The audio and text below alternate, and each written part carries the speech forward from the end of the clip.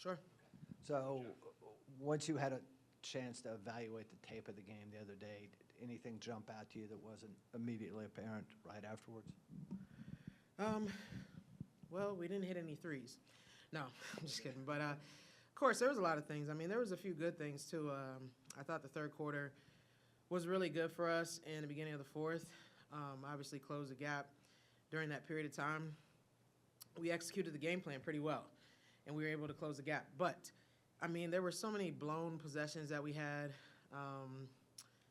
That was the most disappointing thing, because those were just game plan stuff that we typically are pretty good at executing. So there was some blown offensive stuff. Transition D was huge. I think they ended up having like 31 points out of transition D.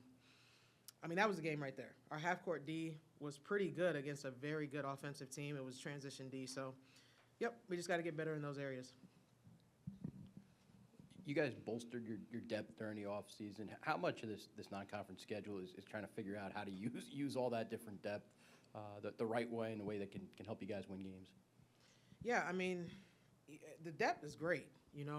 Everybody wasn't healthy for a while, and that's where that kind of posed a problem because now people are getting used to playing with people. We're trying to understand everybody's games, understand the shot selection, understand the system, and everybody's roles. And like I said a couple of times, I mean, a lot of teams do that in preseason or summer, and you get to know each other, and then you build that chemistry. So chemistry on a defensive end is pretty good, besides obviously last game transition defense, but half-court defense is pretty good.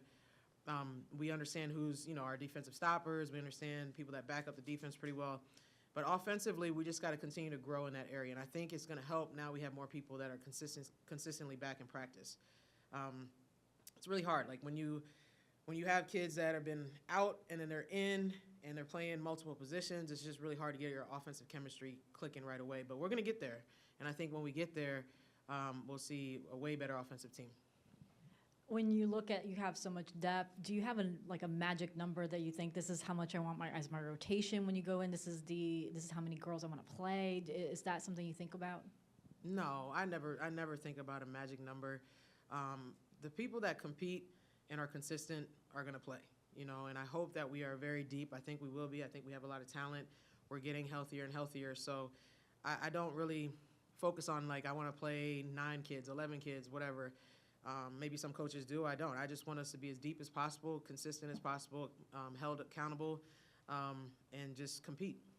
You talked about when you recruit, you want to recruit versatile women to play in the program. When you look at those lineups, do you feel like you can, because you have the depth, you can change your matchups and lineups because of where you're facing? Oh, yeah.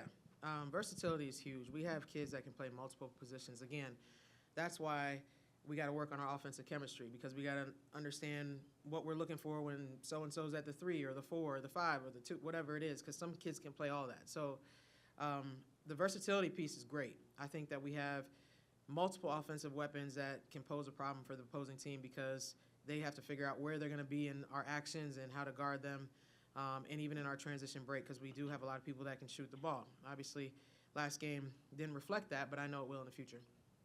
Coach, you've had a one game at a time, only focus on the next game mentality. Does that mentality change at all with this unique setup where you're playing 2 games and they're back-to-back days? You've got Tulane as your next game, but you already know the next opponent is coming just 24 hours later. How does that change your approach this week when you're preparing your team? Yeah, I mean, as coaches, you're always preparing for the next game beyond the other game. Like, coaches are doing scouts ahead of time. I'm watching games. But, as the way that I approach our team with it is you can't overlook teams, no matter if you deem them as good or bad, So we're not talking about LSU right now with our team. We're talking about Tulane. That's the next team we play, and that's the way you build consistency in great teams. If you start talking about, hey, we got to do this against LSU, then naturally your players are going to overlook Tulane, who's a very good team and well coached and has a coach who's in the Hall of Fame there, has been there 30 years, have a lot of respect for Lisa. And then that's how you just drop a game. So our focus is getting better, on working on ourselves, getting our chemistry together, understanding what happened in the Oklahoma game and moving forward and getting prepared for Tulane. Yeah, kind of piggybacking off of Matt's question, when you are going up against these brand names like Tulane and LSU, do you want the team to look at these as just, almost like a faceless opponent, or do you kind of want them to feed into the, hey, these are some big brands, like, let's take them down? Yeah, no, I mean, I always approach it as respect all, fear none. Everybody who we play. I mean, if it's a team you're supposed to beat by 50, then you respect them by, having attention to detail, competing from the jump. If it's a team that on paper is supposed to be better than you or whatever, then you respect them, but we don't fear them. So at the end of the day, yes, this is going to be a great tournament for us. I think it's a great time to bounce back from the Oklahoma loss. But we're not playing anybody's front of the jersey or anything like that. We're preparing for games individually. So Tulane is who we're preparing for now. And we're doing that despite who's on the name of the jersey. We prepare for everybody the same. Even when we played our exhibition game against UPJ at Division II, we prepared for them the same way we're going to prepare for Tulane. You recently got 3 of your rotation players back. Is there a process they have to go through to get up to game speed, or are they there already? Yeah, I mean, I think anytime you come off an injury, especially if you've been out for a long time, you got to get your game lungs back, and it takes some time. I mean, you can simulate so much stuff we have all the great technology, the underwater treadmills, the treadmills that take the gravity off. We have, all that stuff. Obviously you can be on the bike, you can do this, you can swim, but there's nothing like playing basketball. And I think, kids just need to get their lungs back, game lungs, which is a little different than practice because, you can take reps off, things like that. So, I mean, the only way you get back in game shape is by playing. So I think we're going to see them get more and more comfortable every game. I mean, Sam and Caden were out for a long period of time, months, since last season. And Paris, she had a really bad ankle sprain, was out. She's been out for about 4 weeks. So that's a long time to be out. But I think we're going to get better every game. The non-conference schedule overall this year is tougher than it's been in the past for this program.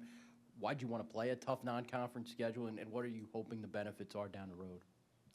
I mean, I hope it prepares us for conference. We have a tough conference, in my opinion, the best conference in the country. So you got to prepare for that. But then also, you build confidence that way. So each of these games, we're going to get a lot of confidence from getting better from this loss with Oklahoma, and we're going to be ready for Tulane, and then we're going to be ready for the next game, and the next game, and the next game. So I just think, you can win, you can learn from wins, of course, but you can definitely learn from being pushed, and also just find out a little bit more about your team, where you are, especially in these early games, and what we need to work on, where we get exposed, things like that. So I think ultimately it's going to help us be ready to continue to compete in non-conference, but then also prepare us for conference, which will prepare us for March.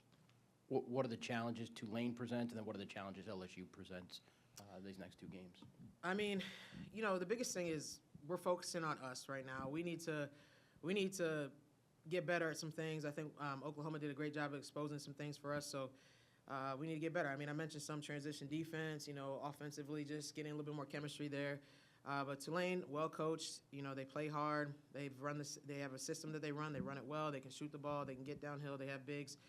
Obviously, LSU has everything. So, they both pose, the same kind of difficulties or whatever you want to say. But to me, it's about us and the way that we approach the game, the way that we approach practice this week, our consistency, our accountability, our discipline. Once we take care of what we can do and what we need to do, I think we'll be fine. Anything else? Appreciate everybody. All right, thank you. Yeah, happy Thanksgiving.